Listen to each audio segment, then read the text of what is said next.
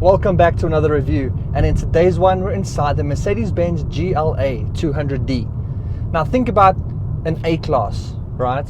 It's put on a bit of weight, it's got a little bit taller. Now that's exactly what this is. So without further ado, let's get into this review.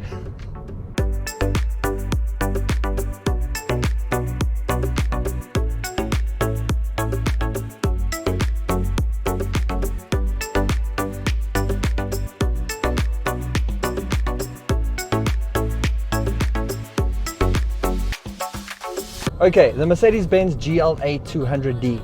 So very similar to the A-Class in terms of footprint and sizing, except you're getting a little bit more room inside you, a little bit more practicality, and a little bit more confidence in being able to take that dirt road and the beaten track a little bit more than what you could do in the standard A-Class.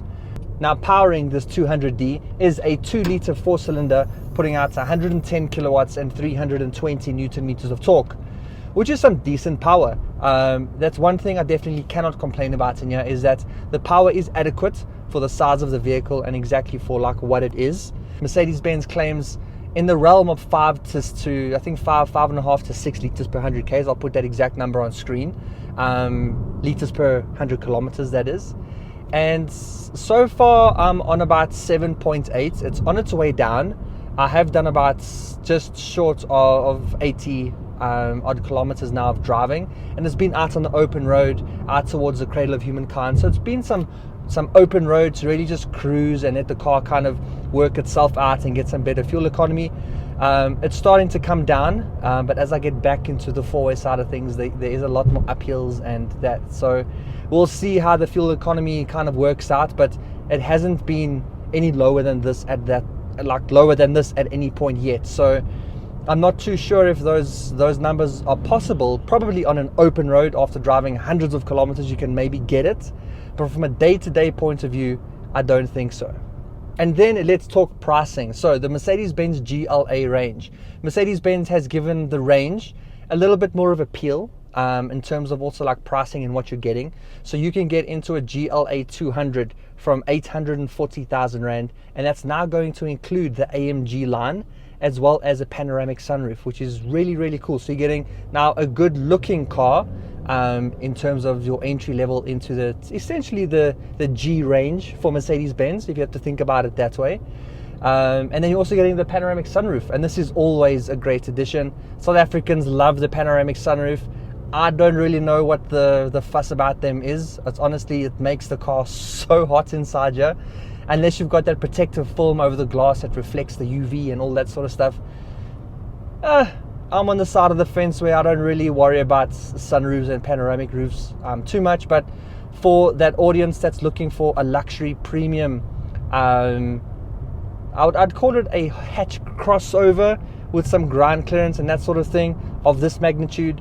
They would want that panoramic sunroof, and I think Mercedes-Benz knows that, which is why they're kind of making it a little bit more appealing in terms of their entry into this specific class of car at Mercedes-Benz. But if you're wanting to get into a GLA 200d just like this one, so the turbocharged diesel engine, also AMG line, panoramic sunroof, really nice interior. We'll speak to all of the optional extras and stuff now soon, but that's going to set you back 927,000 Rand.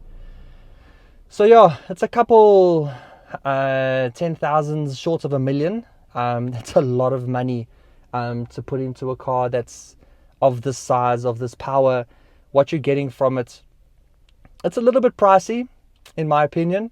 Now if you're wanting to get into this sort of shaped car in space and size, there's a lot of even Chinese and Koreans that someone could consider. But if someone's like they've made their decisions, they want a premium German car, then they'll look at this car, they'll spend the money. But if you don't want to spend this sort of money, but you still want to get what you're getting from this car, then I would definitely look at some of the Koreans in terms of what they're offering, because you also might find that they might also get or return a better fuel consumption than this in some of their diesel engines. I hope the fan doesn't interfere with the audio. See, if you put your foot down, this car's got a bit of kick to it. There's not a lot of lag when pulling off, when slowing down and then the robot suddenly changes and you put your foot down, then it's the gearbox thinking what gear it needs to be in. It's not really about the actual turbo lag itself. So otherwise, this is a very good driving car. It's you can feel that it's a high quality drive. You can feel it's comfortable. You can feel that it's premium, and you can definitely see why it's got the price tag that it does. See, there you go. Did the exact same thing. It doesn't know if it needs to be in first or second. Yeah, see, as I was talking about it, it happened. And then to talk a little bit about what are you getting in a car like this, and especially this top of the range 200D that I'm driving in right now. Well, it's a lovely space to be in. It's very comfortable. The seats, they hug you nicely. They're supportive. You can definitely do quite a bit of traveling in them before you start getting uncomfortable. You've got really nice materials in here. The seats are also that partial leather and material. In here, it's almost like a suede Alcantara. I think it's the one that Mercedes-Benz uses. But around the cabin, there is the attention to detail and definitely good build quality. Mercedes-Benz did a bit of a dip over the past 3 years or so, but they've definitely come up again because the quality of the materials, contrast stitching in red, which carries through onto the other side of the door here too, soft touch materials on the dash. It's all squidgy, it all feels good, not a lot of hard plastics where you'd think there would be. A nice Napa leather steering wheel, and if you've watched my other Mercedes-Benz reviews, you'll know this is my favorite steering wheel in the game, this AMG line. It looks nice, it's comfortable, different types of leathers. You've got this metal effect in the middle here, these little twin bars with your touch sensitive buttons, paddle shifters. It's a really good steering wheel to hold.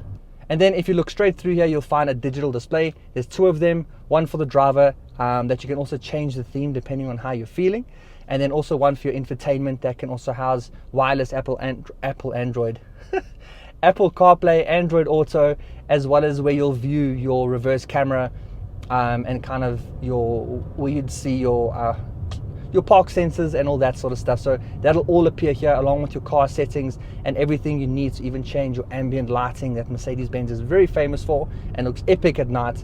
So yeah, easy to use while you're driving. And I say easy to use because now in this A-class platform, they removed the little mouse pad that they had in the center here and left you with some little storage. But now that you don't have to use the mouse pad, you can simply just tap where you need to on the screen with ease and not having to look down or worry about where you're clicking and turning the thing down here. So I'm glad that it's gone. But that being said, it's all touchscreen, so where do you change the volume? Yes, there's no volume dial on the screen here, but they do have one. So down in the center, a little volume dial here to adjust your volume as you need it. Another one there for your camera, and then the button there is for your dynamic select. So there you're going to choose your different drive modes, which is also going to be like your eco, normal, sport, as well as individual. Now your individual is where you can set it up. So I'll always hop into a car like this, I'll adjust that individual for me. I'll put the engine into, let's say, eco, I'll put the steering into sport, and then I'll put the suspension and the drive feeling also into sport as well. So I'm getting a sporty feeling, but I'm getting the eco engine, which I think is also a nice little combination for driving around town here. One of the downsides for me in this car is definitely the space in the rear. So there's not a lot of legroom there for adults. I'm sitting a little bit more forward than I normally would, but even in that position back there, I do feel pretty cramped as an adult sitting in the back there. You do have your own vent at the back here. You can't adjust anything, but you'll get whatever temperature is being run in the front. And you do have two little hidden USB Type-Cs, as well as USB Type-C up in the front here, with also a wireless phone charger. So lots of tech, lots of nice stuff, lots of good feeling materials. You've also got this like carbon effect up front here, which is also a nice optional extra, and I'll list as many optional extras as I can on screen for you guys to see and exactly what that all adds up to. So you'll need to add that on top of the price of what I showed you earlier. So this does end up being quite an expensive GLA 200D. And then from the outside, it's not my favorite Mercedes-Benz, but it's to me it's a little bit too much of a bubble. It's kind of doesn't have those sleek long lines that a Merc has with that long bonnet, and even the A-Class looks really good, but in this form it's not my favorite. Some people like it. What is nice about this update for this year is the new headlights in terms of the daytime running lights, as well as the rear LED tail lights. They look nice, they look modern, and they give this car the updated look that it needs for 2024 to attract those buyers who have got all the money for a Mercedes-Benz. You're cooking in here because the aircon is off, because I don't want it to ruin the audio. And then in terms of safety features, I spoke about the reverse camera that you're going to help guide you when you are parking. It does also have forward collision warning, as well as adaptive cruise control and lane keep assist. So those are always all good things to have when you are traveling, especially with a diesel. You buy that for good fuel economy because you're doing long distances. And when you're doing long distances, you can get tired too. So this little bit of assist will definitely help, and also just have an eye out for you in those times when you need it most. So nice features to have in a car like this.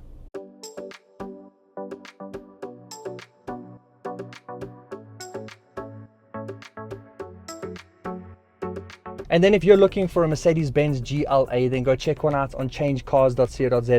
They're a website that sells new and used cars. But the best thing about them is that they vet and check every single dealership that sells cars on their website, ensuring that they're always in control of the quality of cars that you're getting as the customer, making them the safest car buying and selling platform in the country. The great thing about ChangeCars' website is that it's also a hub for everything automotive. So you can go watch car reviews, you can read articles, you can get car buying advice, you can even see what you can afford per month through their finance calculator, and bring them quotes from dealerships that aren't on ChangeCars. And not only will they match the quote, but they'll beat it too. So go check out changecars.co.za. They're also a proud partner of Greg Dennis Reviews. And then onto the verdict in the form of the GDR test. Should you get it, drive it, or remove it from the list of cars that you're looking at? Now, I would go and drive it. There's obviously a market out there for a car like this, of these premium standards that you're getting in here for the price point.